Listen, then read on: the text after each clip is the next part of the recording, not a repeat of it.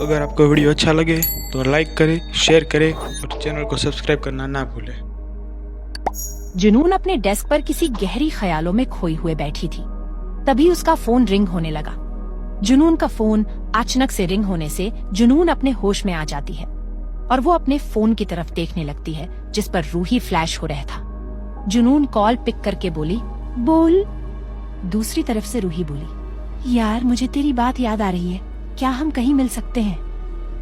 जुनून भी अपना फेस सेट करके बोली, हाँ मुझे भी तेरी याद आ रही है। रूही कॉल के दूसरे तरफ से बोली, तेरे साथ भी आज कुछ हुआ है क्या? जुनून हाँ में जवाब देती है। दूसरी तरफ से रूही बोली, ठीक है, हम तेरे कंपनी के पास वाले रेस्टोरेंट में मिलते हैं। जुनून ने भी हाँ में जवाब देते हुए बोली, ओके। जुनून के कॉल डिस्कनेक्ट करते ही प्रिशा जुनून के डेस्क के पास खड़ी हो जाती है। जुनून प्रिशा को देखकर नॉर्मल वे में बोली, क्या तुम्हें कोई मुझसे काम है? प्रिशा मुस्कुराते हुए बोली, क्या जब काम होगा तब हम मिल सकते हैं, वैसे फ्रेंड के तौर पर नहीं, मैं तो यहाँ अपने फ्रेंड से मिलने आई थी। जुनून हल्की मुस्कुराहट के साथ बोली, तुम मुझसे जिस तरह मिलना चाहती हो उस तरफ मिल सकती हो। प्रिशा बड़ी सी मुस्कान देकर अपना हाथ उठाकर ओके का साइन बनाते हुए बोली, ओके, जब हम फ्रेंड हैं तो मैं आपकी जगह पर मैं तुम्हें बुलाऊंगी, क्योंकि आप बुलाने से दोस्त वाली फीलिंग नहीं आती और थोड़ा अजीब भी लगता है अपने फ्रेंड को आप बुलाना। प्रिशा जुनून का चेहरा देखकर बोली, क्या कुछ हुआ है? तुम्हारा फेस सैड स्माइल की तरह सैड क्यों लग रही हो? जुनून अपना सर ना में हिला देती है और कहती है, नहीं कुछ नहीं हुआ, बस मुझे कुछ अच्छा नहीं लग रहा था। प्रिशा बहुत लाइटली लेते हुए बोली, इतनी सी बात, चलो मैं तुम्हें अच्छा फील करती हूँ, और वैसे भी लंच टाइम होने वाला है तो मैं तुम्हें किसी से मिलवाना चाहती हूँ। इतना बोलकर जुनून का हाथ पकड़कर उसे डेस्क से उठाने लगती है। जुनून डेस्क से खड़ी होकर बोली, ठीक है, पर तुम्हें जिससे भी मिलवाना है उसे बाद में मिलवाना, क्योंकि मुझे अभी कहीं जाना है तो मैं आज किसी से मिल नहीं सकती। प्रिशा अपना मुंह बनाते हुए बोली, ओके, पर तुम मुझे अपना एक दिन अपना पूरा टाइम दोगी। जुनून मुस्कुराते हुए बोली, ठीक है। रूही रेस्टोरेंट पे टेबल पर बैठी जुनून का वेट कर रही थी। तभी जुनून रेस्टोरेंट में आते हुए रूही के सामने वाली सीट पर बैठ जाती है।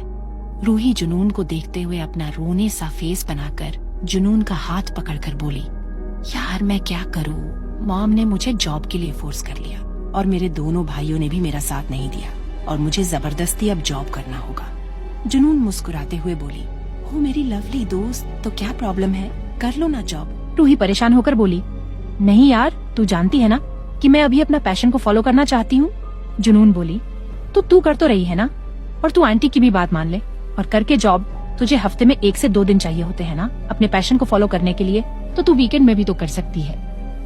रूही मुस्कुराते हुए जुनून के गालों को खींचते हुए बोली, ओ मेरी सोलमेट, मैं समझ गई तू कितनी अच्छी है, तुमने तो मेरा और मेरे मॉम का दोनों ही प्रॉब्लम सॉल्व कर दिया।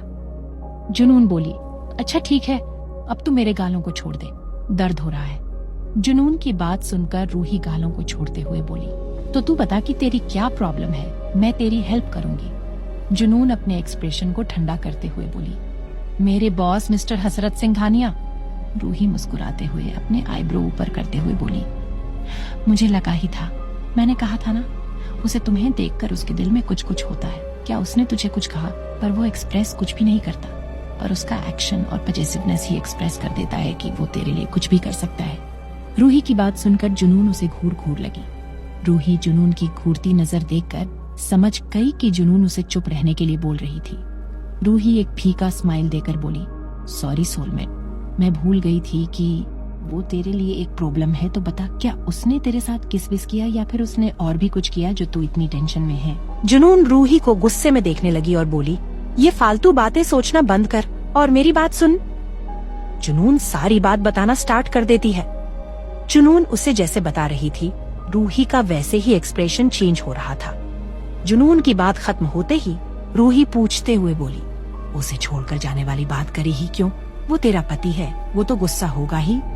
जुनून बोली, मैं चाहकर भी उनके पास नहीं रह सकती, इसलिए 3 महीना खत्म होते ही उनसे मैं डाइवोर्स ले लूंगी और मैं इस शहर को छोड़कर चली जाऊंगी, क्योंकि मैं उन्हें कोई उम्मीद नहीं दूंगी कि मैं उनके साथ कभी रह भी सकूंगी। रूही जुनून की बात सुनकर परेशान होकर बोली, पर क्यों?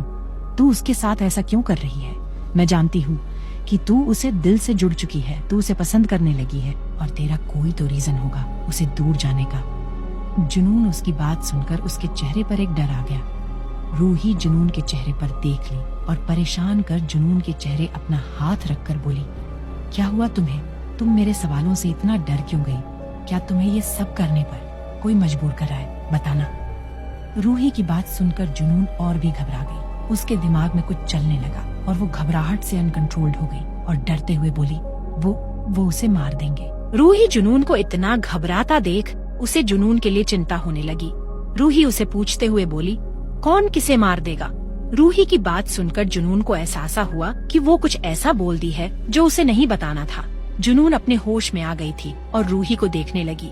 रूही फिर से चिंता करते हुए बोली, क्या हुआ? कौन है जो उसे मार देगा? बताना। जुनून खुद के घबराहट को छिपाकर रूही का हाथ अपने गालों से हटाकर अपने हाथों में लेती है और अचानक ही बहुत जोर से हंसने लगती है। रूही उसे हैरानी से देखने लगती है। जुनून हंसते हुए ही बोली, ओह मेरी प्यार फ्रेंड, मैं तो बस मजाक कर रही थी। जुनून की बात सुनकर रूही गुस्से अपना हाथ जुनून के हाथों से हटाते हुए में बोली, क्या तुम मुझसे मजाक कर रही थी? तुमने तो मुझे डरा ही दिया। जा, मैं तुमसे नहीं बोलती। जुनून स्माइल करने लगी। रूही कुछ सेकंड में एक ठंडी सांस लेते हुए बोली, मैं तो सच में तेरे लिए घबरा गई थी और अगली बार से ऐसा मजाक कभी मत करना, वरना मैं तुमसे सच भी बोलूंगी। जुनून अपना हाथ रूही के हाथ पर रखते हुए बोली। जुनून स्माइल करते हुए बोली, तू मेरी इतनी फिक्र मत कर, मैं बिल्कुल ठीक हूँ और मैं ऐसा मजाक कभी नहीं करूँगी। रूही मुस्कुराते हुए बोली, ओ मेरी सोलमेट, अगर तुम्हें कोई प्रॉब्लम है तो तू मुझे बेझिझक बता सकती है, क्योंकि मैं तेरे साथ हमेशा रहूंगी। जुनून एक प्यारी सी स्माइल करने लगी, पर उसकी आंखों में अलग सा डर था। तभी रूही और जुनून के कानों में कुछ आवाज पड़ी। जहाँ दो लड़कियां उनके टेबल के पास वाले टेबल पर बैठी अपने फोन में किसी का वीडियो देख रही थी।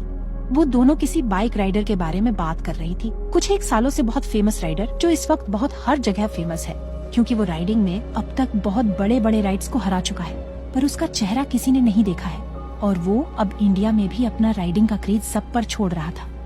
रूही उसकी बात सुनकर उसे कुछ याद आया और अपने सिर पर मारते हुए बोली, मैं तो भूल ही गई थी कि मुझे कल जॉब का इंटरव्यू देने जाना है, तो मुझे तैयारी करना है, तो मैं तुझे बंद में मिलती हूँ। अगला दिन रूही गुस्से से एक कंपनी से निकल रही थी। रूही गुस्से से बोली, क्या लगता है उन लोगों को कि मुझे कुछ नहीं आता? भले ही मेरे पास एक्सपीरियंस नहीं है, पर मैंने डिजाइनिंग की पढ़ाई की है ना। उन सबको मेरे काम को लेकर जज करना चाहिए, न कि मेरे एक्सपीरियंस को लेकर। अच्छा हुआ मैंने उनका जॉब रिजेक्ट कर दिया। वो मुझे बस अपने डिजाइनिंग टीम में एक हेल्पर बनाना चाहते थे और मेरी ना कोई पोजीशन रहेगी और ना ही मेरे काम को दुनिया के सामने दिखाने का मौका मिलेगा। तो क्या फायदा इस जॉब का जिसमें मेरे प्रोफेशन का कोई मायने न हो। रूही अब रोड पर शांति से चल रही थी। रूही थोड़ा गुस्सा करते हुए बोली, इस कंपनी से अच्छा तो मैं जहाँ इंटर्नशिप कर रही थी वो ही कंपनी सही थी। रूही थोड़ा सोचते हुए बोली, क्या मैं उस कंपनी में पर दोबारा इंटरव्यू दे दूं? और वैसे भी 1 साल हो गए हैं, किसे याद होगा मेरा चेहरा कि मैंने अपनी इंटर्नशिप पूरा की ही नहीं है। रूही इतना सोचते ही वो स्माइल करने गई और कंपनी की तरफ बढ़ने लगी। रूही उस कंपनी में सिर्फ 1 मंथ तक ही इंटर्नशिप की थी, क्योंकि रूही उस वक्त जॉब नहीं करना चाहती थी। वहीं हसरत अपने कार में बैठकर ऑफिस के लिए निकल गया था।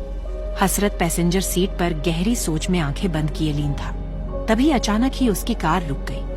हसरत का ड्राइवर घबराते हुए हसरत को देखने लगा, जो अभी लीन था। ड्राइवर डरते हुए कहा, बॉस, वो हमारे कार के आगे। उसके इतना बोलते ही हसरत अपने ख्यालों से बाहर आया और अपनी गहरी आंखों से अपने ड्राइवर को घबराते हुए देखा। फिर अपने कार के सामने देखने लगा, जहाँ बहुत से सारे आदमी अपने हाथ में गन लिए हसरत के कार पर पॉइंट किए हुए खड़े थे। हसरत उन लोगों को देखकर उसका चेहरा सख्त हो गया और अपने सर्द आवाज में ड्राइवर से कहा, कुचल दो इन्हें।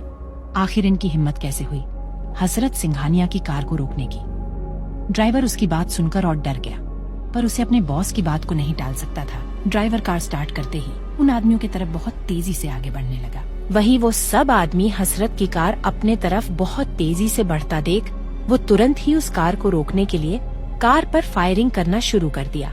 पर उनकी गोली उस कार पर बिल्कुल असर नहीं कर रही थी, क्योंकि हसरत का कार बुलेट प्रूफ था। पर वो सब फिर भी नहीं रुके और फायरिंग करते रहे हैं। और उसी पल कार उनके बहुत करीब आ गई और कुछ आदमियों को अपने कार से उड़ा दिया और आगे निकल गए। वो आदमी हसरत की कार को जाता देख और भी तेजी से फायरिंग शुरू कर दिए। तभी हसरत की कार थोड़ा आगे जाकर रुक गई। कार को रुकता देख वो सब आदमी भी फायरिंग करना रोक दिए। उसी पल हसरत कार से बहुत रौब के साथ कार से उतरा और उन आदमियों की तरफ बढ़ने लगा। हसरत को देखकर वो सब आदमी अपने चेहरे पे बिना एक्सप्रेशन लाए हसरत पर गन पॉइंट करके चलाने लगे। पर उन लोगों ने जैसे ही ट्रिगर दबाया पर गन से गोली निकली ही नहीं, क्योंकि उनकी गन की गोलियां खत्म हो चुकी थी। वो सब अपने गन को एक नजर को देखते हुए फेंक दिए और हसरत को मारने के लिए दौड़ पड़े। हसरत भी अपने रौब से उन लोगों की तरफ दौड़ पड़ा और हसरत के आजू बाजू से वीएन और एजे दो ही अपने बाइक के स्पीड से हसरत के साथ उन लोगों की तरफ बढ़ रहा था। वीएन और एजे ने अपनी बाइक का स्टैंड लगाते ही वो दोनों हसरत के साथ उन लोगों को मारना स्टार्ट कर दिया। उन तीनों से भिड़ना जैसे अपने मौत को बुलाना लग रहा था। वो तीनों बहुत बेरहमी से उन आदमियों को मार रहे थे और वो सब आदमी एक एक करके जमीन पर गिरते जा रहे थे। वो सब आदमी कुछ ही मिनटों में जमीन पर पड़े हुए थे। कुछ आदमी मर चुके थे तो कुछ जिंदा थे, पर उनकी भी बहुत बुरी हालत थी। हसरत, वीएन और एजे तीनों का ही चेहरा क्रूएल दिख रहा था। वीएन और एजे के चेहरे पर अभी भी मास्क थी।